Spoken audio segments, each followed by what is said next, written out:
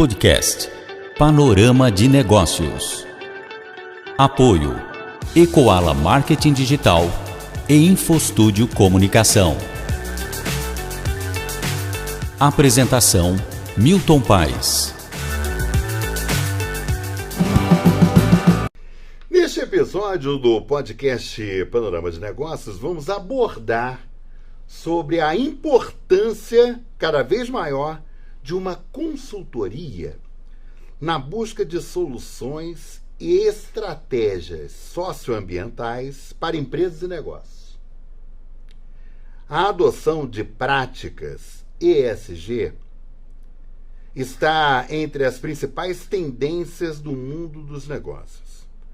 Cada vez mais, espera-se que as organizações ampliem o olhar para os interesses de seus stakeholders.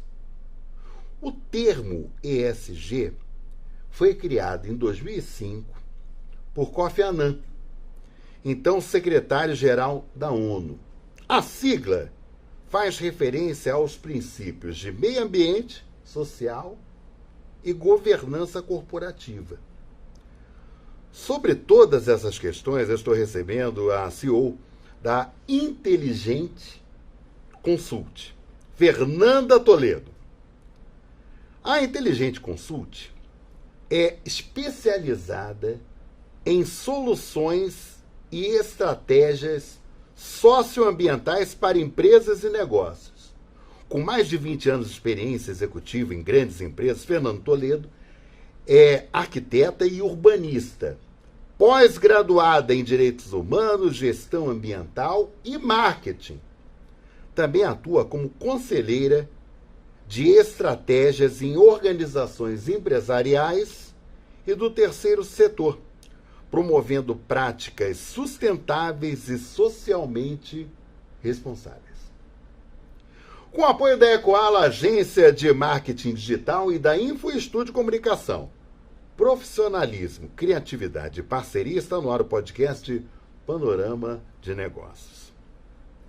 Fernanda Toledo, é uma alegria imensa te receber aqui no podcast Panorama de Negócios. Obrigado por você ter aceito o convite. Alegria minha. Eu me equivoquei nessa apresentação, foi exatamente isso? Exatamente isso. Até fiquei bastante surpresa aí com toda essa apresentação, mas é esse o nosso caminho atual.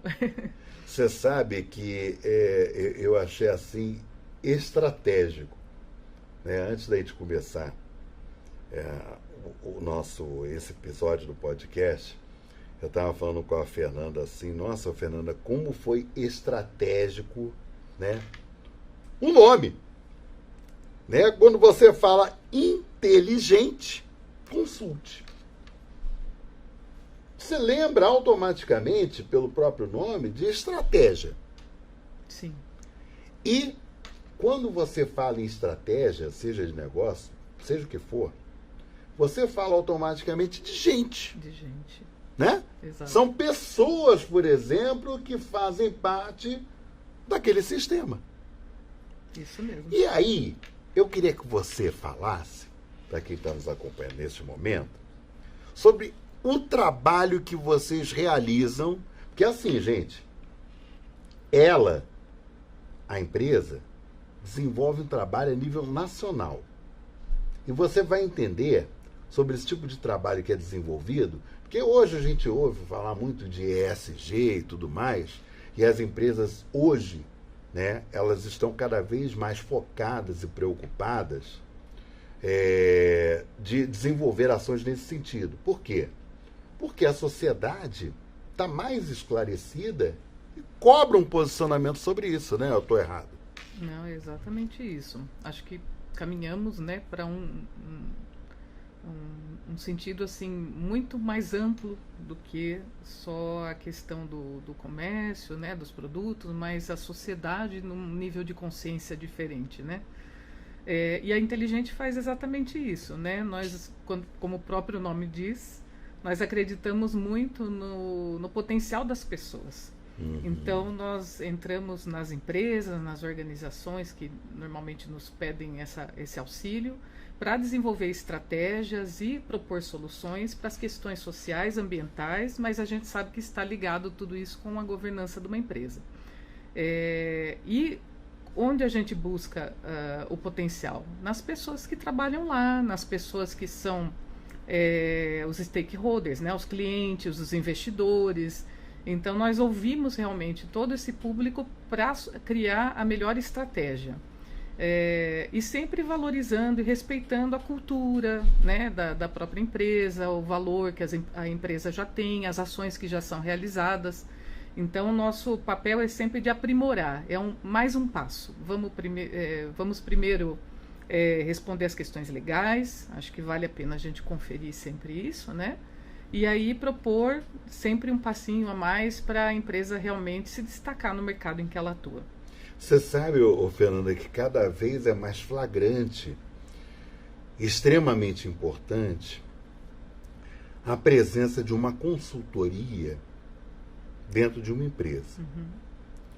As grandes empresas, elas já trabalham, né, com isso de uma certa forma há algum tempo. Mas, no decorrer do processo, a gente tem verificado que as empresas de médio e pequeno porte estão vendo que essa consultoria, muitas vezes, ela é importante sob o ponto de vista de ampliar o modelo de negócio no qual elas atuam. Mas aí vem aquela pergunta. Cara, uma grande empresa, né, ela tem condição, por exemplo, de pagar uma consultoria. Uma média, também. Mas uma pequena, né? Aí eu queria que você explicasse para quem está nos acompanhando nesse momento, né, da estratégia no sentido de atender a essa pequena empresa. Porque a Inteligente, ela atende empresas de todos os portes. Sim. Né? Mas eu acho que é uma oportunidade para as pessoas entenderem que, mesmo a pequena, ela tem condição de ter esse atendimento. Exatamente. Né? Eu queria que você falasse sobre isso. Sim, eu acredito que as pessoas às vezes pensam que é muito mais cara do que realmente é. E tem um ponto que é importante, que até tem uma organização que fez uma pesquisa que se chama Consulting Quest. Ela avalia as consultorias, né, de um modo geral, e como é que as empresas estão recebendo esse trabalho, que ele comprova que com o apoio de consultorias, as empresas conseguem reduzir os seus custos em 20% a 30%. Então, só nesse ponto eu acho que já vale a pena. Já né? vale a pena, sim. Mas, indo muito além disso, qual que é o papel realmente da consultoria, principalmente com as pequenas empresas e médias empresas, que é o nosso principal segmento de atuação hoje? É olhar para essas empresas e entender realmente onde elas se encontram atualmente e quem é o mercado que elas atuam. Porque as grandes empresas normalmente compram dessas pequenas e médias empresas, elas têm relação com as pequenas e médias empresas, e cada vez mais as grandes empresas elas precisam responder aos indicadores ESG, ou ASG em português. Né? Então vai chegar um tempo que essas pequenas e médias empresas elas não vão poder mais ser fornecedoras se elas realmente não estiverem adequadas. Né? Então a importância realmente de se olhar para estratégias sólidas, simples, né? Que estejam inseridas nas operações das pequenas e médias empresas, porque é muito fácil a gente chegar com um projeto mirabolante que vai custar milhões para essa pequena e média empresa, e como que ela bota isso em pé? Como que ela faz isso acontecer, né? Então, não é nosso papel esse. O nosso papel é realmente olhar para a empresa e ver de que forma ela pode dar um passo seguinte e ver como ela pode atender aqueles, né, que são normalmente os principais clientes dela, de um modo que ela consiga ser assertiva nos seus investimentos, que não gere custo. Então, é realmente trazendo novos projetos e novas ações para as operações, tornando a operação mais eficiente. Então, o nosso papel é exatamente esse hoje. Ô, Fernanda, você sabe que tem uma outra questão que eu acho que é bastante delicada, que muitas empresas, por exemplo, elas terceirizam serviços. Né? Então, aquela visão que a gente tinha, por exemplo, no passado, da organização, ela ter o seu pessoal, né? Isso aí está mudando, né, ao longo dos anos. Então, tem determinadas áreas, por exemplo, limpeza, né? Você acaba trabalhando, por exemplo, com empresas terceirizadas. Aí vem o X da questão, né? Porque quando você fala sobre o ponto de vista da terceirização, você está falando, por exemplo, de pessoas presentes na organização que pertencem a outras empresas. E aí, quando você fala sobre essa questão socioambiental, né, como você integrar esses terceiros à filosofia da organização? Você sabe que hoje as empresas, elas respondem por toda a sua cadeia, né? Sim. Ela é corresponsável. Então, a gente vê casos aí emblemáticos na mídia, né? Por conta de fornecedores, né, que tinham trabalho escravo, né, ou que não remuneravam adequadamente, né. Nossa, aí tem sido um tema recorrente, né. E isso é igual para pequenas, médias e grandes empresas. Então, sempre existiu. A gente fala, né, em questões jurídicas, leis trabalhistas, tudo isso que sempre traz muito problema até para as empresas, né, se elas não se adequarem e não olharem para a sua cadeia toda. Então, a terceirização, ela entra exatamente nesse processo. Né? É comum hoje, né, até porque a gente sabe o quanto é difícil para uma empresa manter um quadro de funcionários, né, dentro da sua empresa, recolher todos os tributos, né, e realmente atender toda a legislação trabalhista necessária. E a terceirização, ela vem sendo frequente. Mas como é que a gente faz isso? Com um treinamento, com aculturamento, né? Então, a gente precisa preparar os terceiros para que eles realmente possam nos atender, porque esses terceiros, eles também têm relacionamento com os nossos clientes, eles vão sair dali, vão falar da nossa empresa, vão fazer propaganda positiva ou negativa. Então, a gente precisa realmente ter um olhar para os terceiros, de um modo geral, sabendo que é necessário colocá-los nesse mesmo processo de cultura. Então, o mesmo treinamento que eu dou para um colaborador, para um funcionário da minha empresa, eu tenho que estender ele de alguma forma para um terceiro. Agora, uma coisa que me chama muita atenção é o seguinte, e a gente, logo na abertura desse episódio, a gente falou sobre isso, sobre o ESG. Obviamente, por exemplo, que a sociedade, né, cada vez ela fica entendendo cada vez mais um pouco, né, sobre o termo, né, sobre a questão flagrante de meio ambiente, do social, da governança corporativa e tal. Mas eu percebo que muitas vezes as organizações, elas ainda têm uma certa dificuldade em relação a isso. E aí você fala sobre a organização, sobre o ponto de vista administrativo. Então, assim, o que eu penso na minha cabeça, né? Se, por exemplo, às vezes a organização, ela tem essa dificuldade, e o seu pessoal? Quer dizer, como equacionar isso de forma, né, a que se chegue a um objetivo comum, que é da empresa seguir à frente, sob o ponto de vista de projetos e tudo mais. Aí, nesse sentido, como você equilibrar isso daí? Quer dizer, como fazer com que as pessoas efetivamente entendam o que é? Eu acho que o primeiro ponto é a gente tirar esse rótulo ESG, né? Eu brinco que assim como sustentabilidade, ESG, né? As pessoas às vezes confundem as informações, né?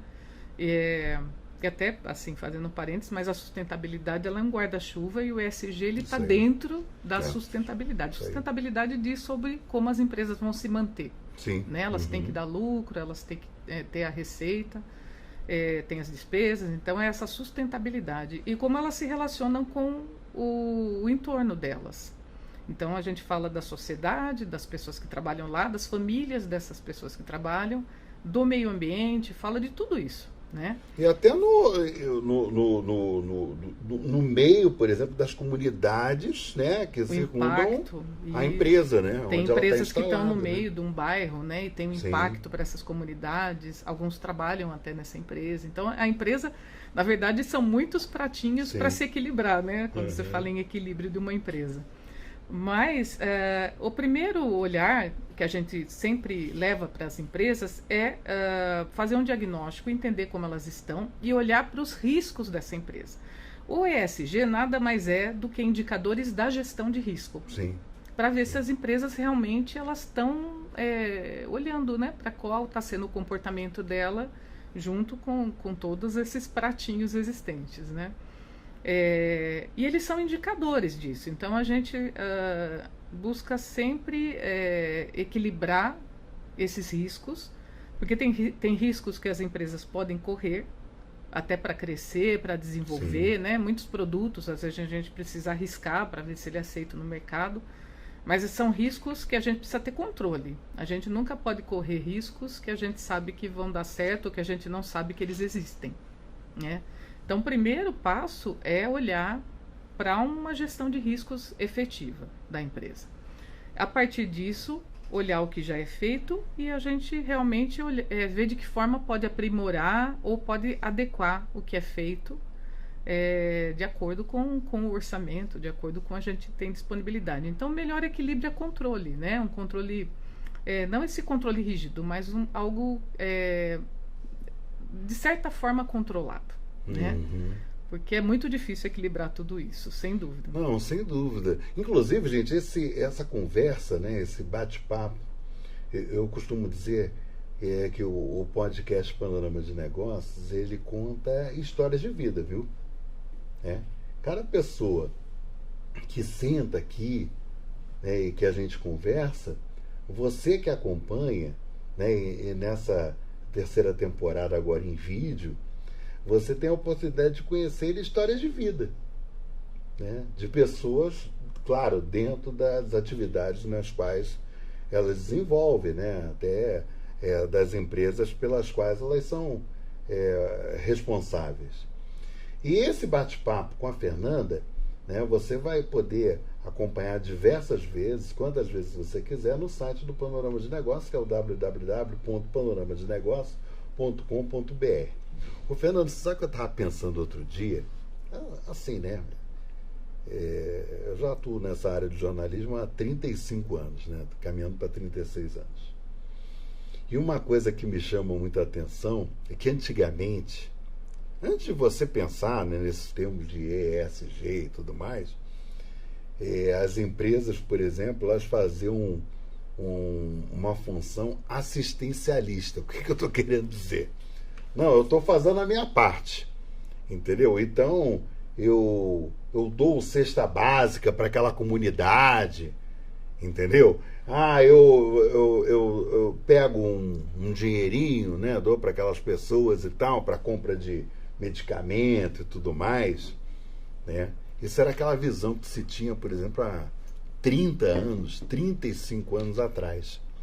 E aí eu achei curioso, porque, por exemplo, quando você fala em ESG, né, as pessoas veem que aquela questão daquele assistencialismo, uma coisa que, né, ficou para trás. Na verdade, as empresas, elas têm condição de oferecer muito mais, né, para aquela comunidade na qual ela está inserida. Quer dizer, então eu acho que também houve uma mudança de parâmetro, né, do que se tinha noção lá atrás e do que realmente deve ser feito hoje, não, Fernanda? Eu acho que, assim, olhando até para as pequenas e médias empresas, que hoje, de acordo com o Ministério, né, da Indústria e do Comércio, elas representam 99% de todas as empresas que a gente tem no Brasil. Sim. É um número muito grande, né? Muito grande. E são 30% do PIB, né? Então, a gente tem um impacto enorme. Então, não tem como a gente hoje desvencilhar uma atuação empresarial das questões sociais e ambientais, né? Mas vamos focar no social até pela questão do assistencialismo que você comentou. O assistencialismo ele é muito importante quando a gente olha para um país que infelizmente ainda tem muita gente passando fome, né? Então eu acho o assistencialismo pobreza, maravilhoso. Né? Uhum. Mas o papel da empresa, ela pode contribuir para resolver o problema na raiz. Uhum. Então a importância dos investimentos sociais privados, né, que é o ISP que a gente fala, para projetos sociais onde a empresa possa levar o que ela mais tem de conhecimento, onde ela mais pode atuar e realmente transformar a vida dessas pessoas. Acrescentar valor, né? Acrescentar valor. Por exemplo, a gente poderia até pensar no caso, por exemplo, de uma cooperativa. Exatamente. Um exemplo, né? Claro, existem inúmeros exemplos aí, mas, por exemplo, uma cooperativa de catadores. Pode ser feito. Né? No sentido, por exemplo, dessa empresa, acho que é isso que eu estou entendendo que você está colocando. Por exemplo, dessa empresa levar expertise para essa cooperativa de catadores. Exatamente. Né? Quer dizer, você sabe que um tempo atrás, acho que foi o presidente Lula, num dos mandatos anteriores, ele comentou, ou foi algum ministro dele, não me lembro exatamente, que virou e falou o seguinte: você tem que ensinar as pessoas a pescar. Entendeu? Não adianta simplesmente você chegar e você fazer aquele assistencialismo. Eu te dou o dinheiro. Não é isso, entendeu? É você chegar, você desenvolver ações que levem aquelas pessoas, por exemplo, à busca uma alternativa de trabalho, de emprego. Exato. Sabe? Então, assim, eu acho, por exemplo, que a função das empresas nessa nova visão, né, é extremamente importante no sentido de qualificar, né, as pessoas que estão fazendo parte daquela comunidade, né, agregando valor. Então, eu dei um exemplo da cooperativa de catadores, mas existem várias e várias questões relacionadas a essa comunidade, né, que muitas vezes a empresa ela tem uma condição muito importante. Né? E foge um pouco daquela questão, daquela ideia tradicional que se tinha do assistencialismo, né? Da doação de alimento. Não, acho que a coisa hoje tem que ser além disso. Né? Eu acho que nesse sentido, as empresas elas estão com um olhar diferenciado. Né? Eu acho que está indo muito por esse caminho também. Né? Exatamente. E é importante até você falar disso, porque quando a gente fala do ESG, e aí até relacionando tudo isso, os projetos sociais que a empresa pode desenvolver, eles podem estar muito relacionados à cadeia produtiva dessa empresa, à operação dessa empresa, né? Então, imagina você pegar um investimento e saber que, de alguma forma, vai retornar para a empresa como um valor também, né? Sim. Porque a empresa vai responder um indicador social importante, né? Que ela está preocupada, né, com o desenvolvimento, com a transformação daquelas pessoas. Tem uma questão de voluntariado que fala sobre responsabilidade social corporativa. Sim. Poxa, quem conhece mais de gestão do que as lideranças que estão dentro das empresas para, de repente, apoiar uma cooperativa de catadores, que é o que você citou como um exemplo, e é um exemplo muito, muito bom, né? Então, como é que a gente faz essa conexão de informação e leva esse conhecimento todo das empresas para a sociedade? Aliás, acho que isso daí é um grande desafio, inclusive. Né? É um grande desafio. Se você for parar para pensar, né? Mas com boas estratégias sociais e bons projetos sociais. E com investimentos assertivos. Porque para as empresas ter hoje recurso financeiro para investir num projeto social ou ambiental, tem que ser algo que vale muito a pena. Sim, sim. Né? A gente sabe o quanto é difícil para uma empresa, especialmente uma pequena e média empresa, né, tirar uma parte do seu lucro, ou disponibilizar uma parte do seu orçamento para investir em projetos sociais e ambientais. Então, a gente tem que usar o que a empresa tem melhor, que são as pessoas. Agora, e por isso é inteligente, né? Você sabe que é um negócio que me chama muita atenção. A gente percebe, Fernanda, que a tecnologia ela avança, né, e de forma muito rápida.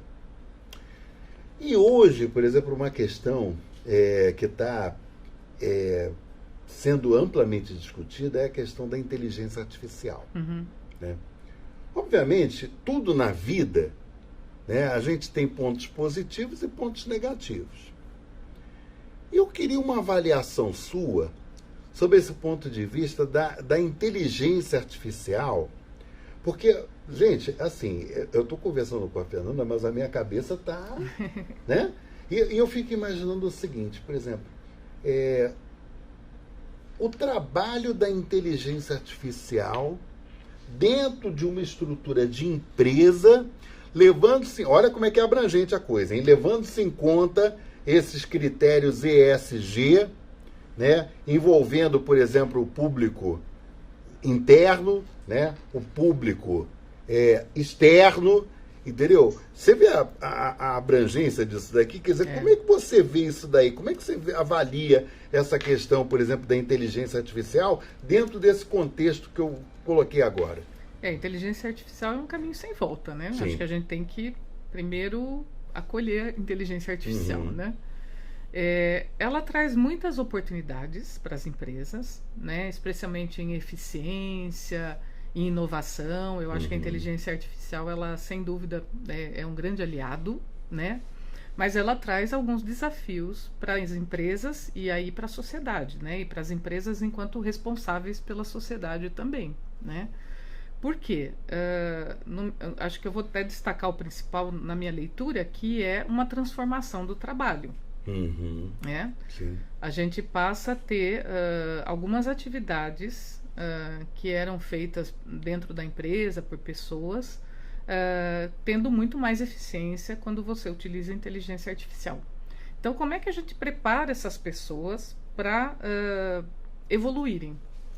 Né? Eu acho que aí é uma responsabilidade, a empresa é corresponsável, né? E a empresa é uma grande oportunidade quando a gente olha na sociedade, né?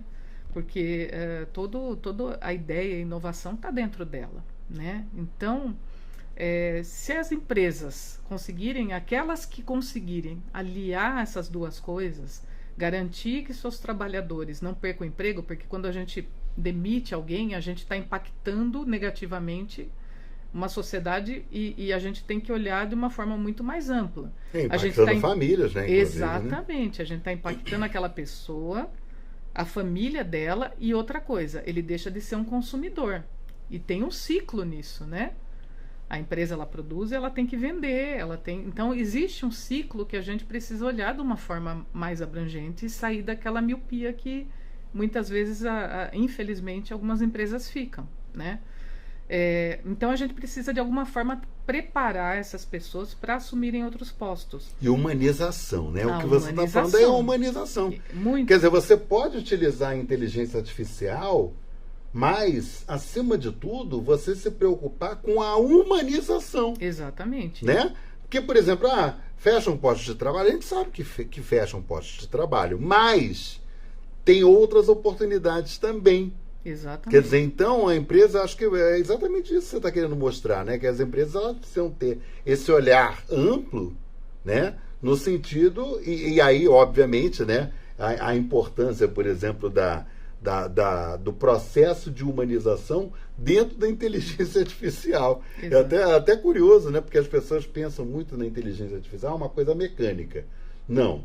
Tem como você utilizar, né, da humanização dentro do processo de inteligência artificial. Acho que eu não estou enganado, né? Não, está coberto de razão. E é tão importante as pequenas e médias empresas olharem para isso, porque até me lembrei de um número agora do Sebrae, que cada 10 trabalhadores, 7 estão em pequenas e médias empresas no Brasil.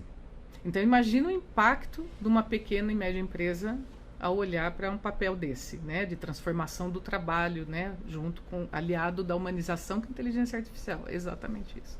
E é aquela questão, né, Fernanda, do microempreendedor individual, né, do MEI, né, que ele avança muito e é gerador de muitos empregos, né? Então, quer dizer, isso daí também tem um diferencial. Falando sobre a inteligente, tá? Consulte, eu queria que você desse, assim, em linhas gerais, para quem está nos acompanhando, né, a atuação de vocês, né? Porque a gente falou assim de uma forma bem pulverizada, mas assim para as pessoas entenderem, né, a importância e a necessidade, gente, de uma consultoria como essa. Tá certo. Bom, a Inteligente Consulta, ela nasce, na verdade, de uma vontade muito grande minha, da minha sócia e das pessoas que trabalham hoje conosco, de levar esse conhecimento que a gente adquiriu ao longo dos anos, né, no mundo corporativo, no terceiro setor e na parceria com o governo. Então, a gente tem hoje uma visão muito ampla do que pode ser proposto enquanto estratégia, enquanto projetos, para os impactos sociais e ambientais especialmente, né? Não só eles, porque quando a gente fala de governança também sempre junto, né? As lideranças têm um papel fundamental em todos esses processos. Mas a Inteligente, ela vem exatamente numa linha de propor soluções simples, né?